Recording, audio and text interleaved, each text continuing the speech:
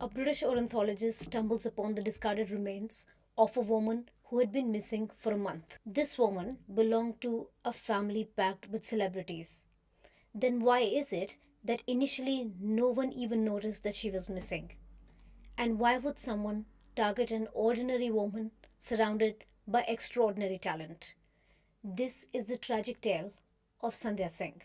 Hi everyone, welcome to Collectively Vigilant. I'm Dr. D. If you're new here, don't forget to subscribe. So, born into a family of legends to father Pandit Pratap Narayan and her uncle Pandit Jasraj, who everyone in India is familiar with, he was a maestro of classical music. Sandhya's life seemed destined for greatness. Her eldest sister, Sulakshna Pandit, enchanted audience with her acting and singing in the 1970s. Sandhya's younger sister, Vijeta Pandit, was also a Bollywood star in the 1980s. These sisters had extraordinary brothers. The brothers are celebrated Bollywood music directors Jatin Lalit, who have composed extremely famous songs which have dominated charts in the 80s, 90s, and the 2000s. They'd composed music for movies like Kuch Kuch Hota Hai. Now, amidst this extremely illustrious lineage, Sandhya herself chose a quieter path. She married Jai Prakash Singh, who was a senior customs officer, and raised two of her children. Her son was named Ragubir Singh and her daughter Rajeshwari Singh. This family moved to Mumbai after their daughter Rajeshwari had finished high school and then joined Ruya College. The Singhs lived in NRI colony in Seawoods in Navi Mumbai. Sandhya's son Raguvir was a second year college student who had dropped out of college after he suffered 3 bouts of malaria in 1 year. He later also suffered from a skin disease called psoriasis and had other prolonged illnesses. However, despite all this, he was able to at least keep a steady girlfriend and a handful of friends around him. One of his friends was also the son of a police commissioner. Now, Raghuveer, before dropping out of college, was in fact a law student and had studied at SVKLM Law College in Juhu. Raghuveer, the son, is described as a 23-year-old sensitive boy who was very fond of nature and music. People in the family believed that from the mother's side he had actually inherited her musical genes and was supposed to be someone who was really into music. The daughter Rajeshwari, on the other hand, was supposed to be the more analytical one who was really good at academics. However, despite being such a close knit small family, it's reported that Raghuveer constantly butt heads with the mother Sandhya.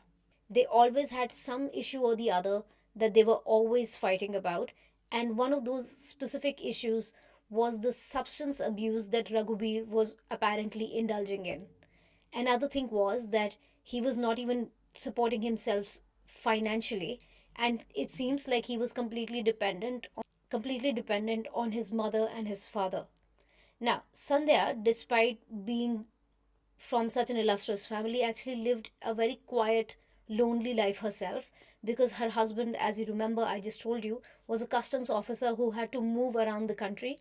At one point, Sandhya was absolutely alone, and her husband had was moving around the country because of his work, and the daughter had moved abroad for university and then was in another state to attend university. So Sandhya was left all alone, and she was constantly just with the son Raghuveer in one of their in either of their two homes in Mumbai. So they apparently owned two flats. Sandhya is described as such a trusting person that one of her masseuses who would come over to her house had actually even stole her jewelry. Sandhya, however, was not the kind of person who would make a big deal about the whole thing, but she sort of kept telling her relatives that things had gone missing from the house, and upon their urging she actually went to the police station and lodged a complaint, but she didn't really know who to lodge a complaint against. But there are only a few people who would come to her house every day, and most of them were either house help or people she was engaging for physical therapy and things like that. So she went and lodged a complaint and met Assistant Police Inspector Anil Behrani at the police station. He went over to her apartment and investigated the the missing jewelry, and eventually that piece of jewelry was actually recovered from a maid. Within the next few days, Anil Behrani and Sandhya Singh became fast friends, and he even took her around Mumbai because the Singh family was interested in investing in a lot of apartments and housing projects in and around Mumbai, and this is how she at least found one friend in Mumbai. However, one shouldn't forget that actually her entire extended family, her sisters who were former actresses, her brothers who were music directors, all in fact were living in Mumbai, and she would frequently visit all of them. It was a very close knit extended family. So in the year 2012, Sandhya was this beautiful woman. You can imagine if someone is is the middle sibling in a family full of actresses, you can imagine what this woman looked like. Absolutely gorgeous and friendly to a fault. She was in fact so social that every evening, when her family would return, the son would return from university when he was attending university, and when the husband was around in the town, whenever the family would return, they would always report that Sandhya was constantly chatting with her house help. She would befriend people at the beauty parlor. She was a very simple person, and she was a lovely individual. There was not a single person who had anything bad to say about her, except her son, of course. Now, let me shift the focus from Sandhya's nature to the fateful day of December 13 of 2012. This day started like any other day, and Sandhya was actually soon to turn 51. Her birthday was in December, and this was on 13th of December that she decided that on that day she would go to the bank. She would go to the bank, and she left her home, which was in the NRI complex of Navi Mumbai, and she apparently had 80,000 rupees with her in cash and a little bit of jewelry that she wanted to deposit in the bank locker. Sandhya Singh then walked over from her apartment to another friend's apartment who lived within the same apartment complex, a woman by the name of Uma God. So Sandhya was carrying her jewelry, and Ragubir saw her take this jewelry from home, and Sandhya's helper's daughter, the domestic helper's daughter, also saw that Sandhya was definitely keeping some jewelry, it seemed to her, within her purse. Then she walks over to Uma God's apartment. Uma God was apparently going to drive Sandhya on her way to somewhere else, to the bank, because Sandhya needed to be there around 11ish. So Uma God dropped Sandhya off near the bank at 11 a.m. Sandhya was dropped off by Uma God near the bank at 11 a.m. And around 1:30 p.m., many people actually saw somebody who looked like Sandhya in the Wahal area of Bombay, and they saw a woman who looked like Sandhya uh, in an auto rickshaw with another person who actually matched the description of someone who would look like a police officer. So she was gone in the morning around 11, and for the rest of the day, Sandhya does not return home. And this did not alarm anyone. Raguvir, the son, was the only one in Mumbai at that time from the immediate family who should have noticed that she had gone missing or she hadn't returned home. But he simply, probably being a young man himself, didn't even notice that his mother had gone missing. You know how boys can be sometimes. So, so the husband Jayaprakash called up his son Ragubir in the evening to inquire where his mother was, where Sandhya Singh was, his wife, and Ragubir had not even noticed that the mother hadn't returned home. I think everybody just assumed that she'd gone to the bank, she must be meeting a friend or someone, and had not returned. So at least the son was not worried as yet. And you remember, Sandhya's daughter, Rajeshwari, was either studying abroad, or in one of the newspapers it said that she was in another state within India. And her husband was stationed in Indore at this point, and she was the only one supposed to be in Mumbai with her son. So, in the evening, apparently, one more time, the husband calls up the son to ask, "Hey, what's going on? Where is your mom? She's not picking up the call." And at this time, Raghuveer was actually hosting a party within the same flat, within the same apartment. And actually, all the friends who would usually attend this party were definitely there, and they noticed that Sandhya was missing. However, because Ragubir was not making a big deal out of it, neither did they. But some of the friends were in fact puzzled that that Ragubir seemed a little nonchalant that his mother was not around. But no big deal. If the son is not worried, why would you worry? However, two 2 days after that, the entire family was exceptionally worried, and all the aunts and uncles and everyone was informed that Sandhya couldn't be found. And the family, of course, being celebrities, had connections, and they called up the airport authorities just to check, just in case Sandhya had decided on a whim to go and quickly go meet the daughter abroad, or had taken a flight somewhere in India. Well, she had not taken any flights, she was on no such lists. And that's when the alarmed family went over to the police and informed that Sandhya Singh was apparently missing. The police took this seriously. It was a high profile case, a high profile person, or at least a simple person within a family of celebrities had gone missing. So the police quickly come over. They go look for Sandhya Singh within the same apartment building. And remember, it was a sprawling apartment building, very high profile. This is called Seawoods Complex. It had hundreds of apartments. 200 of 206 of those apartments were in fact unoccupied at this time. And the police apparently almost went door to door asking about Sandhya. The police apparently checked all the CCTV cameras. They asked all the guards who had seen Sandhya at what point. They were trying to create a timeline.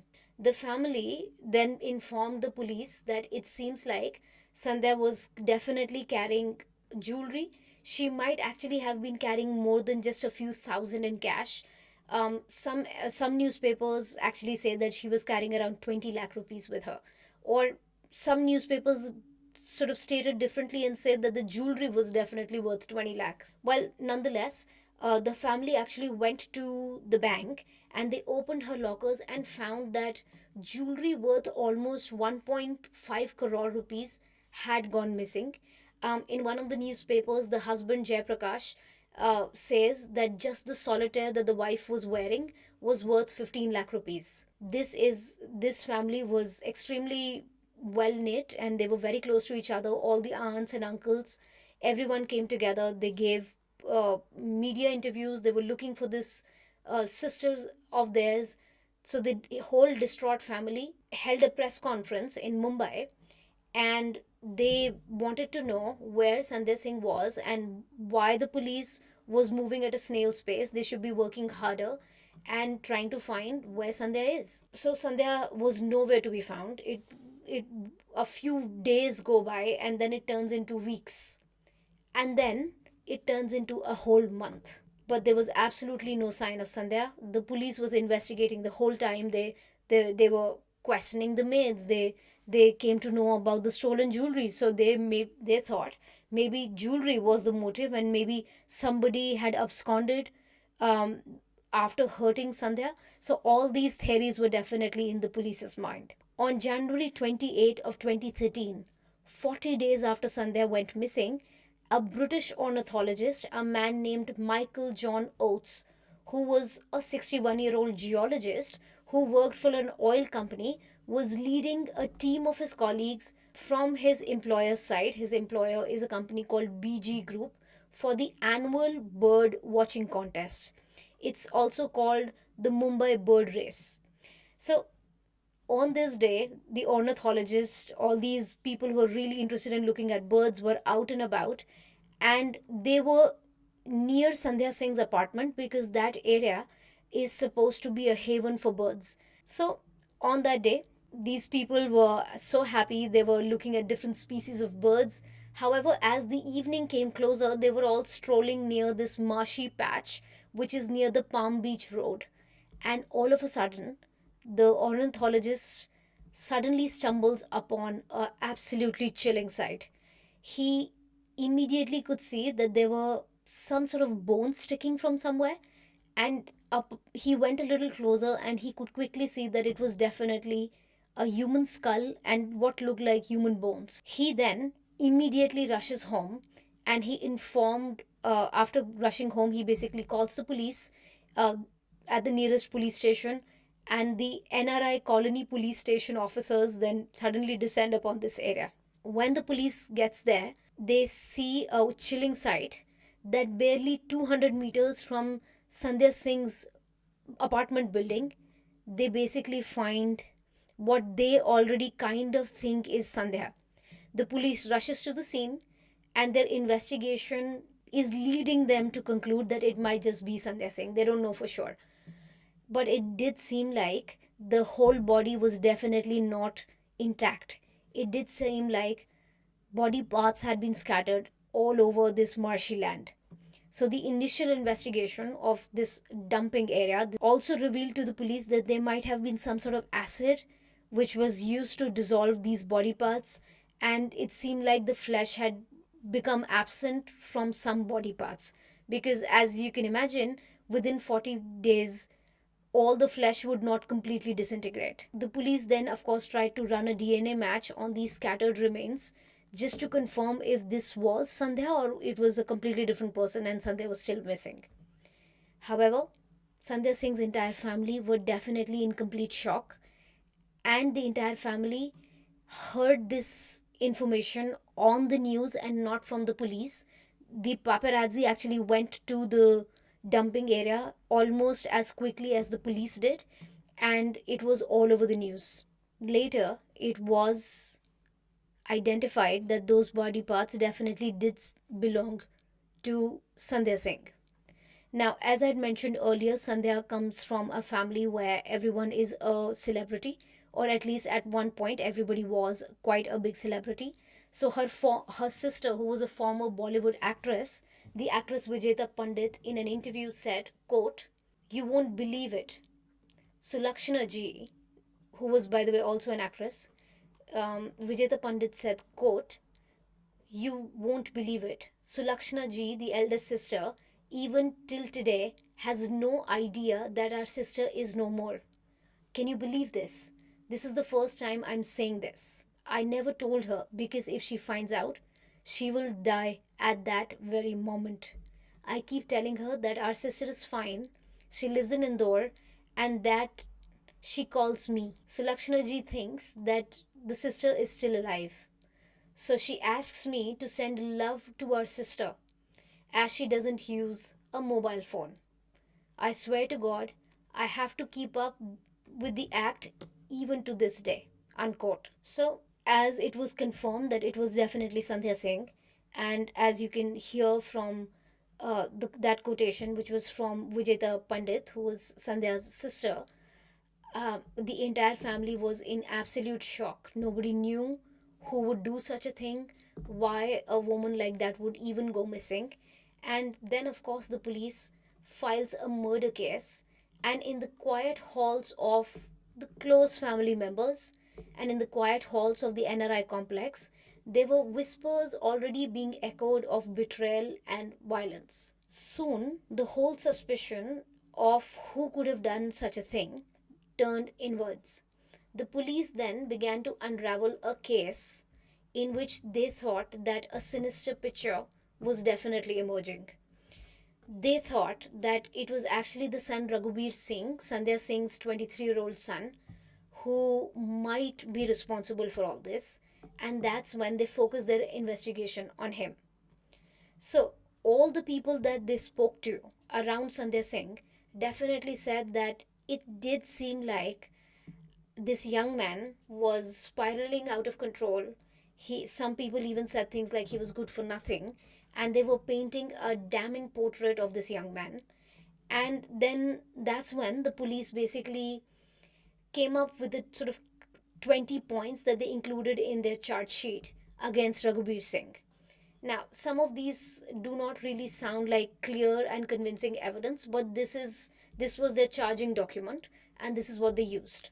So it seemed like they said that Ragubir had lied about Sandhya's visit to Juhu.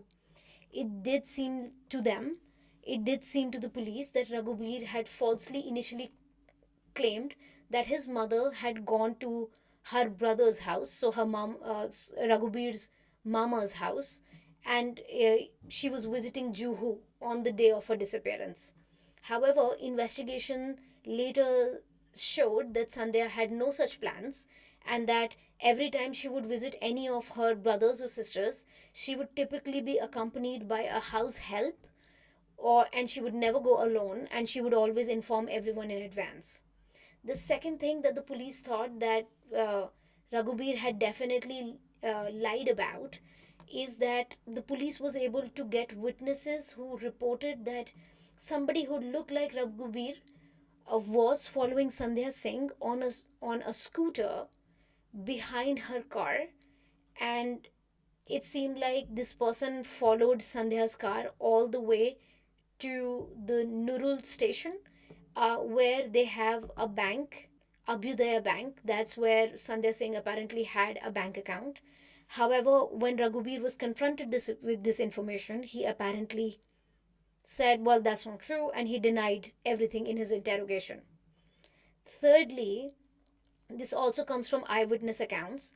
It does seem like the day after Sandhya Singh had gone missing, Ragubir skipped going to a party, and he was basically giving really vague excuses for not attending this party. At this point, nobody knew that Sandhya had gone missing, and to some people he said, well, I don't have appropriate clothes to wear to that wedding. To some people it seemed like he said he was not in the mood to attend a wedding. And nonetheless, some witnesses actually put him in the Kombad Buja crematorium area of Navi Mumbai. However, when he was confronted with with this eyewitness account, Ragubir was definitely not able to provide any sort of explanation as to why he would be found in that area. However, conflicting reports also say that at one point he said he went to that area to smoke because his parents would scold him for sort of getting high on weed, so he would do it near the crematorium. Anyway, that was his explanation. So on December 13 of 2012, it seemed like several house helps who were supposed to come over and work, because it was a regular working day for the house helps.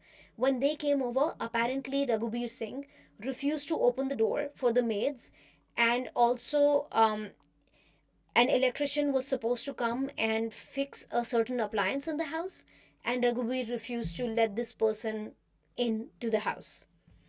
Another thing that the police said, this would be point number 5 from the police charge sheet.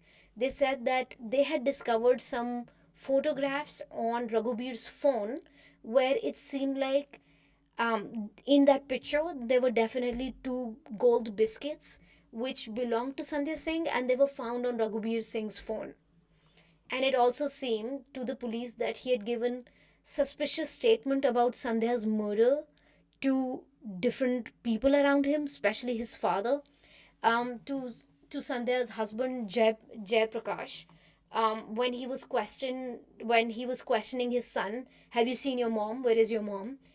He he supposedly, allegedly said, "Mummy ka to murder ho gaya." I mean, that's a really damning statement, and I don't know why somebody would say that. But of course, when he was confronted with this, he basically said that I never made a statement like that. I don't know where you heard it. I definitely didn't say that my mother was murdered. I have no idea about this. Then another thing was, when several family members were calling Sandhya and trying to get in touch with her on December 14th of 2012, Ragubir apparently spoke to his aunt and said, well, Sandhya is at the other apartment. His mom was at the other apartment at that time, and she was sleeping off her diabetic sort of high sugar levels, and that's why she was not feeling well and she was sleeping it off. Apparently, that's what he told to one of his aunts. Another thing that the police included in their charging document was that um, Ragubir had lied time and time again about Sandhya's whereabouts. So Ragubir apparently informed his aunt that to some people he said that she'd gone to the bank.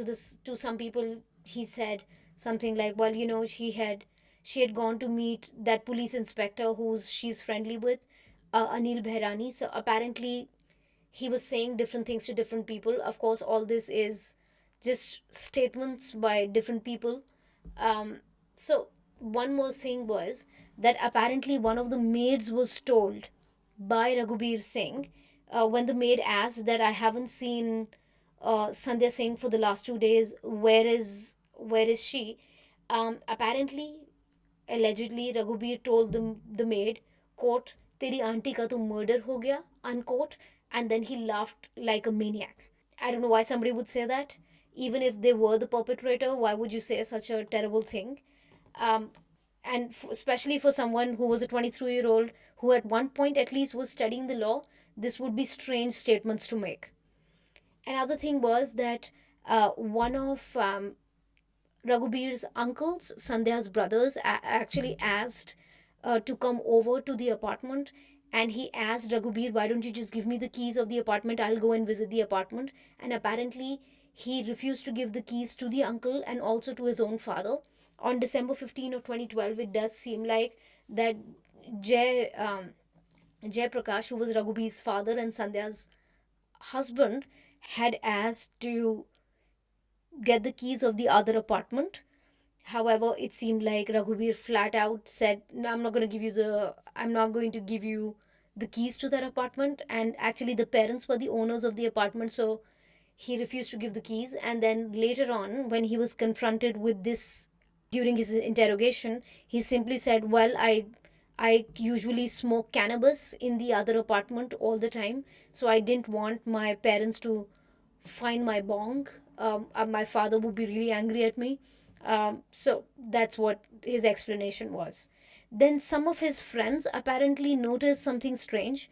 They did say that on the day of Sandhya's disappearance, um, Raghubir and his girlfriend abruptly cancelled a birthday party that was actually planned in Sandhya Singh's apartment. And this came out of nowhere, and that was actually the day, in retrospect, all the friends realized that's actually the day when Sandhya Singh went missing. 2 days after Sandhya Singh goes missing, one of those friends said that despite the fact that his mom had gone missing, um, Raghubir was still partying, and he didn't even inform his friends that his mother had gone missing. And this was, of course, quite strange. I'm not very sure if this is the most robust evidence that somebody should be charged with, because so far it does seem like the police is giving all sorts of statements that people are saying about this person. The police then came up with one piece of information which is not someone's anecdotal evidence against Ragubir Singh.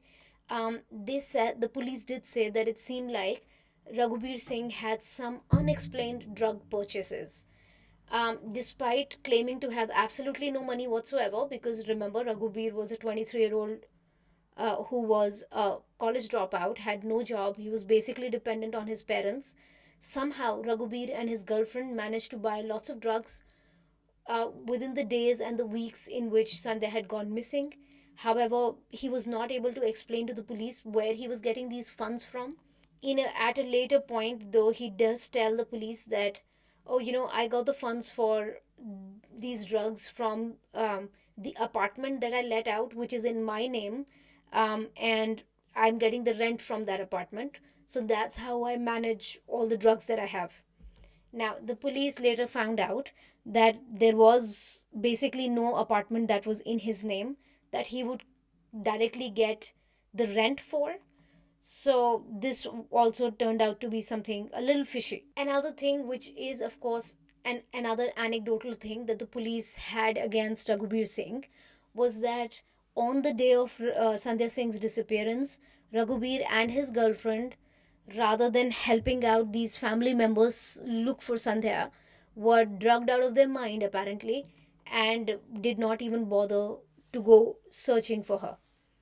Well, they added one more thing, that it does seem like every time they would try to get in touch with Sandhya Singh's son Raghubir Singh and his girlfriend, both of them would avoid giving police interviews, claiming that they were high on drugs, so they wouldn't be responsible for whatever was going to come out of their mouth. All the family members, it does seem like, were slightly skeptical of what Ragubir was saying. They were definitely unhappy about the fact that he was misleading different people by telling different people different vague pieces of information, and he would distort information every time a different aunt or uncle would ask something.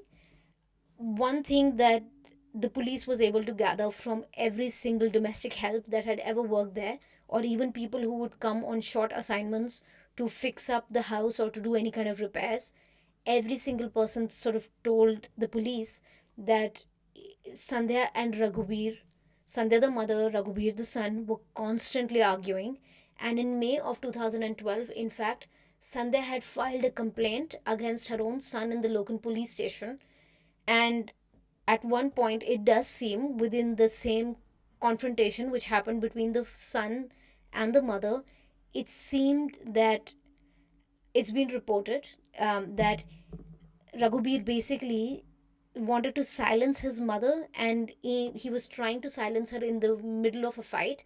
So he stalked stuff down her throat, like socks or handkerchiefs, just so that she would quiet down. So, I mean, a couple of people were able to corroborate this, and there was definitely of something which was initiated in the police station. However, being a mom, she later withdrew this complaint against her own son. Another thing that the police definitely kept harping about and definitely kept underlining was that since quitting education in the year 2008, Ragubir had been an unemployed person who was addicted to heroin, cocaine, and cannabis. And at one point, Ragubir had brought over a lot of his friends without Sandhya Singh's consent in the apartment. And he was constantly in his room getting high with different people. And when Sandhya confronted her son about this behavior, apparently they came to blows. Now, financial desperation was definitely one motive that the police was going for.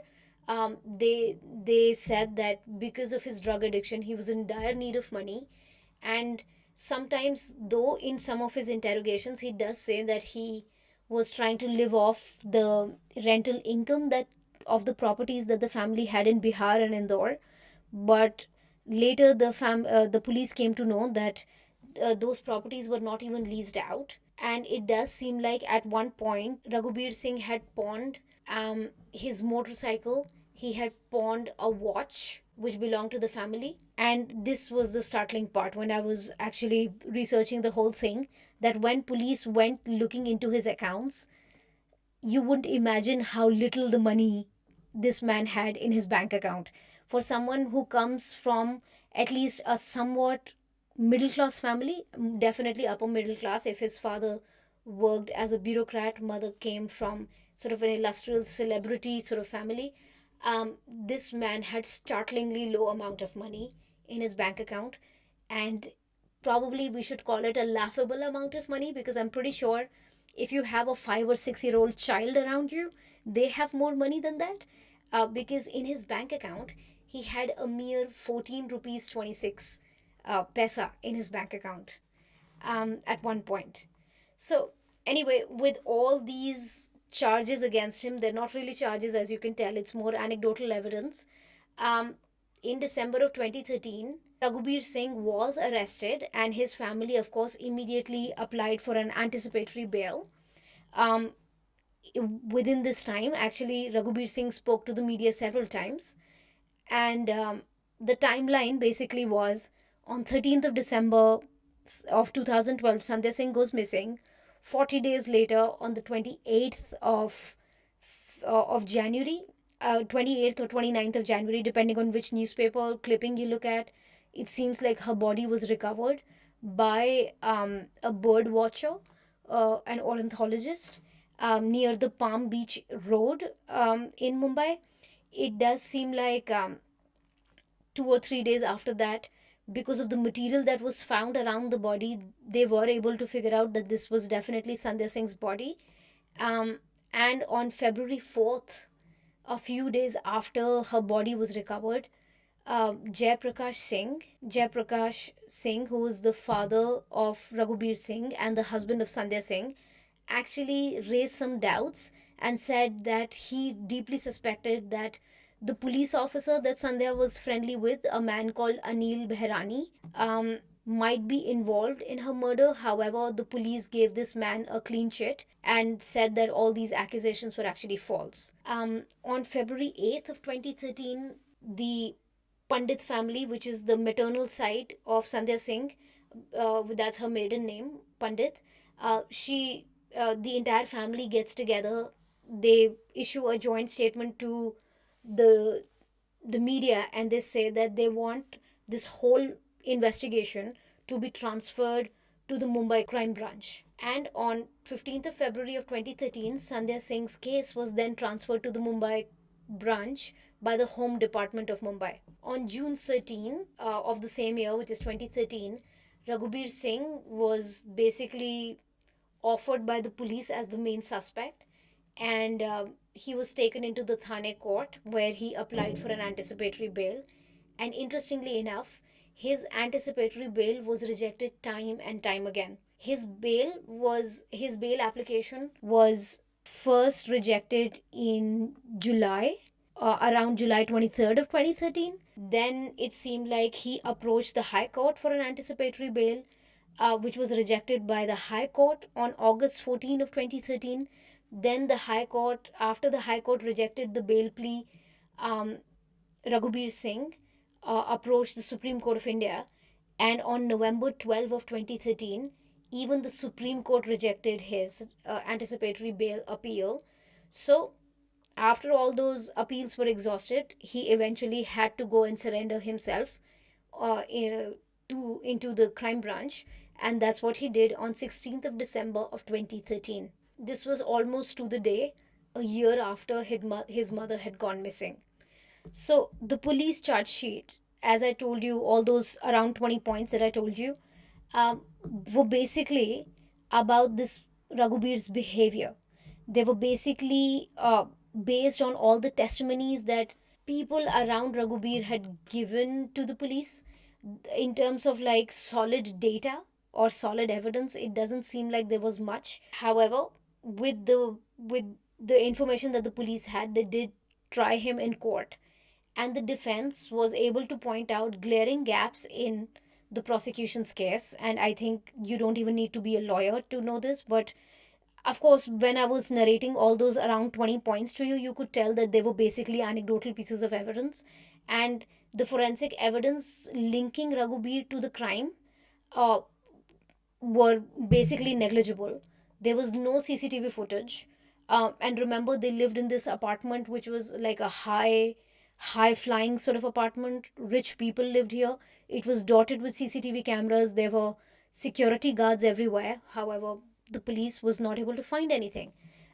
It doesn't seem like there are any call records which show his involvement at all. The robbed items, it seems, that were not recovered by the police. They were not able to do that. Um, the prosecution was not even able to answer several critical questions like when exactly did Sandhya Singh go missing? Nobody knew. From where did she go missing? How did she die?